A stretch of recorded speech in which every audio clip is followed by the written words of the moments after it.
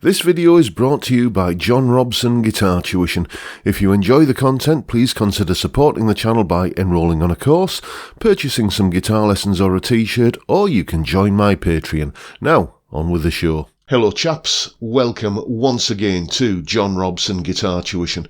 As always, I do hope you're well. Now this is another one of these videos which seems for some unfathomable reason to be quite popular. It's the ones where I just blether on about my 5 favourite things in this or that category. And I've done loads of these videos before. I did one ages ago about my 5 favourite guitar tones, and somebody got in contact with me and said, yes, but you do realise that you're comparing apples with oranges a lot of the time, because, you know, how do you compare a great Les Paul tone to a great Telecaster tone, or compare those to a great Stratocaster tone? And you know what? That's an entirely valid point. So what I'm going to do in this video and the next few in this series is run down my 5 favourite tones of a particular type of guitar that have made it onto a famous recording of some kind or other. Starting today with the Stratocaster. These are my 5 favourite Stratocaster tones. Beginning with Apache, Hank Marvin. Yeah, now I've told this story a couple of times, but basically it's when I was really little, a toddler, there was a freak weather event on Teesside where I live and was brought up. And basically what happened was the middle of a summer's day, I think it was in June or July, the sky turned as black as night. And I was being babysat by my grandmother at the time, and she freaked out because, you know, she was a very superstitious lady, my grandmother. And of course that freaked me out, and the TV went off. I think I was watching probably Mary Mungo and Midge or something like that. And the only thing that me granny could do to pacify me was to put the radio on. There was this big old radiogram in the front room of her house, and she managed to pick up this long-wave radio station that was playing Apache by the Shadows, and I had never heard anything quite like that before. Well, you haven't, have you? You know, when you're kind of, 2-year-old or whatever I was then, your experience of music is 10 green bottles hanging on a wall, or the wheels on the bus go round and round. And suddenly there was this gorgeous noise assaulting my eardrums, and, it just completely transfixed me. All kind of thought of, what was going on outside with these hailstones battering the window and the sky being as black as night at dinner time, at lunchtime. That was just completely, I'd forgot all about it, and I was just absorbed by this wonderful, wonderful guitar sound. And to this day, I still think that Hank's tone, that famous red Stratocaster on this tune, is one of the most enjoyable and engaging and intoxicating noises that you will hear coming out of an electric guitar. So that's why it's on the list. Next, Sultans of Swing, Mark Knopfler. Yeah, now this is a tune that sort of came out round about the same sort of time as I was learning to play the guitar back in 78, 79. And, when you consider, we all know this song and we all know how it sounds, and it's just part of the musical landscape now. It's easy to forget how different it was at the time. Let's just have a look at a few other artists who were in the top 40 in the UK at the time that Sultans of Swing came out. You had Boney M, you had Blondie, you had the Village People, you had Lena Lovitch, and you still had the kind of back end of the whole kind of punk thing coming out. There just wasn't anything like this laid-back, gritty blues rock that was, coming out of Knopfler's guitar at the time. It was completely without precedent, certainly to, I think, a 9-year-old, well, how old would I have been? 11 or 12, probably about the time that this came out. I just never heard anything like it, and it was such an influential track, because if you then fast forward a few years into the 80s, all of that kind of 80s period, right up until the emergence of grunge, really, in the 90s, that kind of clean Strat, position 2, position 4, quacky, so-called out-of-phase sound became the definitive, kind of guitar sound across essentially an entire decade. And I guess it was Sultans of Swing that kicked it all off. It's a fantastic song. Just, if you haven't heard it for a while, go back and listen to it and just, forget all of the dodgy cover versions that you've probably heard by pub bands and stuff. It's a great, great song and such a great guitar tone, which once again is why it's on this list. Next. The Pros and Cons of Hitchhiking, Eric Clapton.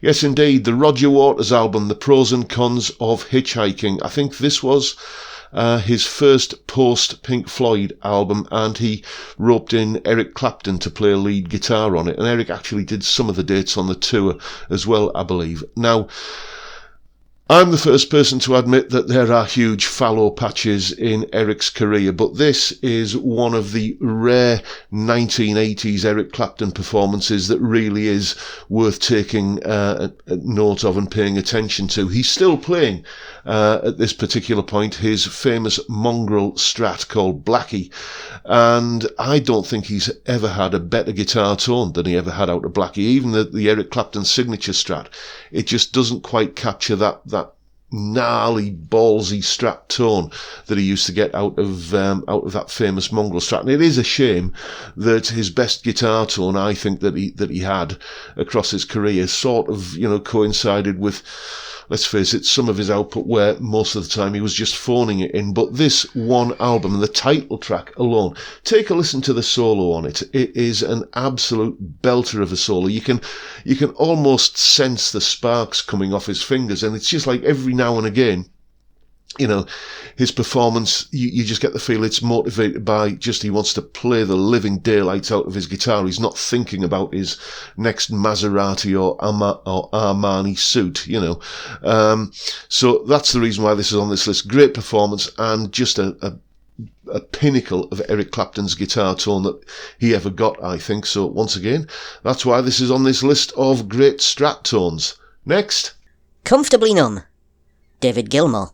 And again, another one from my formative years as a fledgling guitarist. The big epic solo on the end of Comfortably Numb is just a masterpiece, I think. But the one I'm thinking of is the more composed, quite obviously worked out in advance melodic solo that Mr. Gilmour plays on this track. It is just beautiful, just achingly gorgeous, I think. Just that first note as he comes in with that high F sharp over the D major chord, it just seems to, it's a note that glistens like a diamond. I can't tell you how much the hairs on the back of my neck, if there are any left, still stand up every time I hear that. It's absolutely drenched in all kinds of delay and reverb and modulation and overdrive and everything, but it is still identifiably a Strat sound, and a damn good one at that, which is why it's on this list. Scuttle Buttin, Stevie Ray Vaughan. Okay, yes. Now, I discovered Stevie Ray Vaughan at some point in the 80s and absolutely devoured that first album, Texas Flood, and then, as you've kind of move on through an artist's catalogue, the second album, Couldn't Stand the Weather, was the one that really knocked me for six. I adore that album. I think his guitar tone on that album is, he's got a great guitar tone on Texas Flood, but Couldn't Stand the Weather, the guitar tone he gets on that, just pick a track, really. Voodoo Child, his version of that is just absolutely astonishingly good, but that was the one that was going to be on this list, but that's a couple of 3 tracks into the album, and when you, as I did that back then, insert the CD into the drive and press play, and suddenly you're assaulted with that incredible lick at the beginning of Scuttle Buttin. What a guitar tone, what an absolute tour de force of great guitar playing, and just the ballsiness of the sound that he got out of a Strat. You know, it's just something to behold. It's a fantastic performance. I'm sure we've all heard, excuse me, itchy nose, I'm sure we've all heard many pub band versions of this particular track and cover versions, and it is a bit of a feather in your cap if you can play it, because it's a demanding lick and riff to play. So, you know, congratulations to anyone who has that riff under their fingers, but none of them ever stand up to that version that Stevie played, the original, the best guitar tone that I've ever heard. You know, playing that kind of thing. It's an incredibly fantastic stratocaster tone, and once again, that's why it's on this list. So there you go, folks. Those are my 5 favourite recorded stratocaster tones this week. Ask me again next week, and it may all be different. Well, not that different, but there may be 1 or 2 that will be added to this list, and maybe things shuffle around. You know what I'm saying? But more importantly, let me know what you think. What are your 5 favourite Strat tones from, the pantheon of recorded guitar tones that involve Stratocasters? Let me know what your list of 5 would be, and if you want to give a couple of lines about why, then feel free to do so. I'd be interested in hearing it. But that, folks, is pretty much it for today. I do hope you've enjoyed the video and found it reasonably entertaining. That is, after all, the point of all of this, and if you have, please hit the subscribe button and the notification bell if you haven't already done so, and why not give me a like while you're at it. But for now, I'll bid you all a good day, and say don't forget about the live stream, 5 PM UK time on Friday, where we have a beer and a chat and talk about all manner of things that might crop up. It's a great way to kick off the weekend, and I'd love to see you there if you can make it. But for now, I'll bid you a good day and say thank you for watching. Thank you for your time. Look after yourselves, folks. Stay well, stay safe, and above all, stay sane. Bye for now.